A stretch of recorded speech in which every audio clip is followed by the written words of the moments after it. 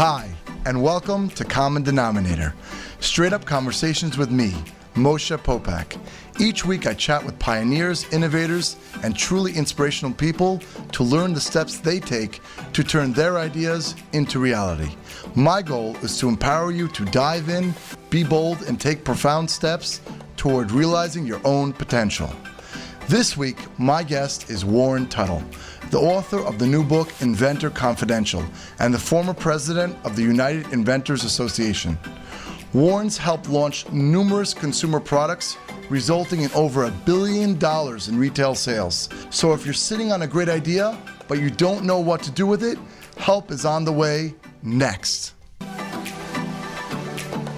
This is Common Denominator, straight up conversations with Moshe Popack. Now, here's Moshe.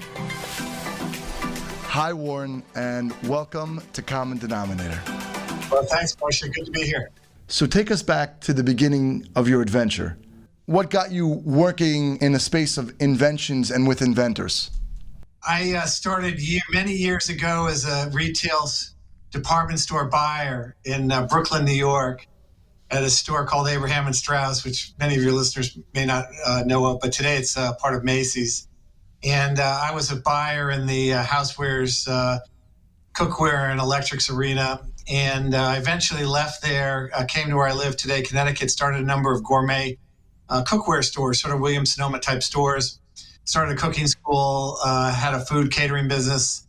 And one day an inventor walked in and showed me a product called Misto, the gourmet olive oil sprayer. And I helped him take it to market. And we sold millions of units. It changed my whole life. And that's sort of what led me on the path to where I am today. So after this point of having success with Misto, where'd you go from there? I first got involved with a couple more inventors, had some moderately successful products. And then I made the mistake, Moshe, of thinking I knew everything.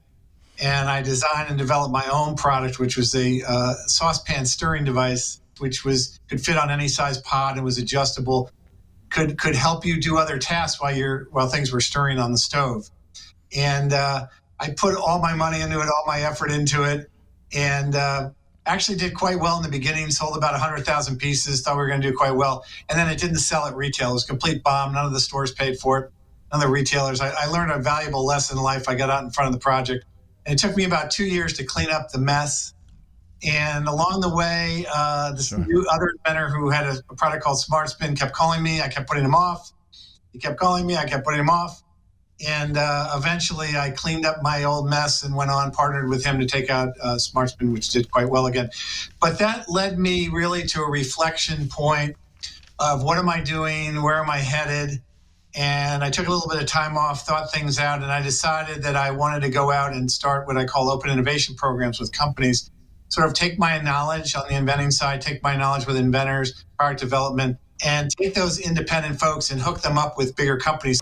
When I think about being an inventor, I think it's the closest thing to being a kid, right? That creative ability. When I look at my 9 children, where their minds go when they play with their toys, and I think that's the coolest thing of what you do, the ability to be a kid and make a living doing that.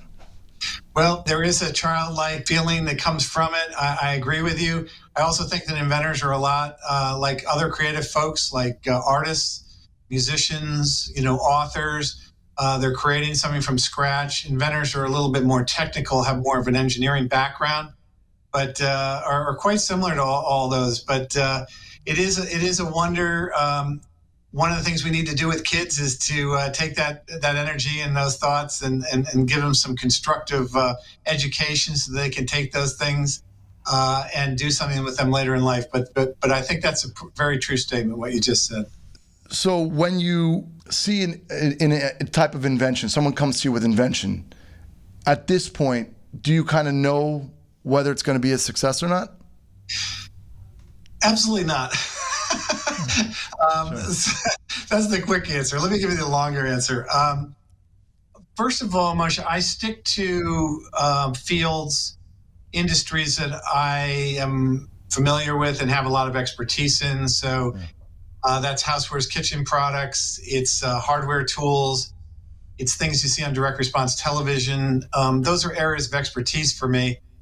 For instance, I'm not particularly good at exercise equipment or medical devices or that type of thing. So I stay within my realm. I know what I'm good at. And yes, when people bring me things in those arenas, I can vet them pretty quickly. I have a historical background of what's going on in the industries. I know it's been done before. I know a good idea from a bad one. Sure. Since I know how to cook, I know how to use a hammer, I know how to use other things. It's some of it's quite natural. But having said that, you never know. You think a product might be successful, and we certainly eliminate some of the losers. But until you test it and get that product out on the shelf, so you put a price point on it, and someone hands over their hard-earned cash to you, sure, you're not entirely sure where you are on the project. Yeah, because I always think about in the business sense, you want to go down to reality, right? To the, these type of products, right? You got to sell hundreds of thousands, or if not millions, of these products in order to be a success, because it takes money to make the product and market the product and bring the product all the way to the point where actually, it's a success. What do you see are the main kind of components in the practical, this kind of world of action till something's a success? What are the kind of the components of that? Well, the first thing, you have to solve a problem. I mean, 90% of great products solve a problem, or they make life easier, or they bring some quality of life value, to you. But mostly they make things quicker and easier. If you told me you invented a lawnmower, I'd probably yawn. If you told me it could mow my lawn in half the time at no extra cost, I might start getting excited about it. Sure. And that's the thing. Does the product you're working on, does it do something substantially better than anything else on the market? Does it make someone's life easier? So that's where it starts. And then there's a whole lot of vetting. Yeah. Then is the idea a big enough idea to enough people, or are you just solving your own problem? So many people bring me products that are important to them, but don't appeal to the greater masses. And you just made an excellent point. If you really want to be successful and you're licensing your product, you really have to sell at least in the hundreds of thousands, and you hope to get up in the millions. And that's where you make serious money. And a lot of inventors are just sort of satisfied selling 5,000 pieces and making $1,000 or $2,000, and that's, they call it a day. And I'm in a little different arena where I'm with you, brother. I want to find products that are selling in the hundreds of thousands or millions. So we're looking for something that has a broad-based appeal to a lot of people, not just a niche product. Would you say anybody had come to you through the years, and any products that ended up being a big success that you actually missed out on? Were any of those? That's a really good question. I only have one that I really regret, and that was a slicer that sliced hot dogs into smaller bites, and it was also in the shape of a dachshund dog, like a long dog. And when I looked at it, I thought it looked kind of goofy, but I didn't understand the real value, which you may, is with 9 children. My kids were grown, of slicing hot dogs, because of how many kids choke on hot dogs not being sliced enough. And I didn't really recognize the problem, and I kicked myself for it because I didn't slow down and take the time to look at it carefully. And that product went on to sell millions of units with someone else. But other than that, I learned from that, and I don't think I've missed one since. That's great. Again, another example where you've learned from something you've missed out on. I also know there's two sides of people that I've met. So there's kind of like artistic, and I guess going into that box is the inventor. And then there's kind of the business, mathematical, organized type of person. So probably you've seen the inventor type in the business world. When you mix them together, sometimes they'll get taken advantage of. Yes. Is there any advice for that kind of inventor or artistic type of person, music or in movies, that advice that you would give them? Absolutely spot on. I call it front of the house, back of the house. I call it like one person's the chef, one person's the maitre d', right? But to your point, the vast majority of inventors are creative. They have engineering and technical backgrounds. most of them, as a rule, don't have business savvy or sense or experience. And you're 100% correct. They're really taken advantage of. And we have a whole industry that is cropped up of companies, individuals, submission corporations, coaches, coaching factories that all charge inventors up front because they've learned that if they partner with inventors, it's too risky. Only 1 out of 100 may make it, and so there's not enough money on the backside to be profitable. And they realize that they need to charge the inventor up front. So then they start marketing to those inventors, telling them that there's gold mines around the corner and millions. This is a real pet peeve of mine and really upsets me a lot, and why one of the reasons I don't charge inventors. But a lot of times inventors fall for it. So I write about it extensively in Inventor Confidential. Make sure that you do your research. If someone is charging you up front, find out a lot about them, and not just what they're telling you. They're very, very, very clever at giving you only part of the story. You need to find out how many people have you coached, how many people have you worked with, how much revenue have you brought in, and how many of those people have had success, and what does success look like to them? I know one that I looked at recently that's coached over like 10,000 people, claims to have helped 200 people get to market. Well, first of all, it's only 2%. But then when I went through the list of things that got to market, a couple of them were my products and were complete bombs. So how many of them really made it? And by the way, I see them touting all the time inventors who sell like 4,000 or 5,000 pieces of something. And you know that the royalty payments are, a couple of grand. I mean, really, folks, is making a couple $1,000s for all the work that you went through, is that what success looks like? Tell me not just that one person that made it, but tell me an aggregate. How much have people made? What are my odds of success? And really get an understanding. And so I lay out in my book, the 10 questions to ask before you jump into bed with anyone. So Warren, if an inventor wants to pitch their product, what should they make sure is in their elevator pitch? Well, elevator pitch is a great expression because that's presuming you're with the president of the company and you have 30 stories, to go up in an elevator, say in New York City, to describe, and that's his attention span of listening to you. The number one thing, Moshe, is the benefit statement. Nobody wants to hear about the materials. It's made of steel. It has this many RPMs, all the engineering stuff. They want to hear what's the benefit. For instance, the benefit statement of a car is if I have a car, I have the freedom to get around and I can go to the store when I want. Not I have a car because it has 400 horsepower and all-wheel drive, So focus on the benefit. Why is the number one thing is quickly get to the point of what's the benefit of your product, and then why does everybody need one? What makes yours better? You should be able to get that in within 30 seconds. I was thinking to myself, I know we have the ability in the U.S. to patent different products, but in my mind, I was always thinking like maybe if you just tweak something a little bit, is it worth it? All the legal costs, because it's a very specialized legal process. So all the work and time and energy and money that you spend to patent a product, and then the other question is, do you patent it in many countries? Do you spend the time, spend the energy, or just go out to market? It depends upon your path to market. If you plan to license your product to a bigger company or an entity, patents become very important because they want some collateral. They want something physical. They want something that's more than an idea that they'll pay you 3, 4, 5% royalty for. And by connecting into your intellectual property, then their lawyers and so forth can defend that patent. And yes, can people get around it? Sure. But if is the best design and it's the best solution, then you have something worth protecting, and that becomes quite valuable. If you're going to go to market on your own, you might consider skipping that process, but you have to be prepared that others, are going to jump in and follow you, and that certainly is a concern. As far as worldwide patents, there's enough business right here in America to not have to go around the world. You do have 18 months to file internationally, so you can get it started here and then see where there's interest. Sometimes companies will want to extend that patent around the world. They'll help pay for it, but it's extraordinarily expensive for you as an individual to go out and do it.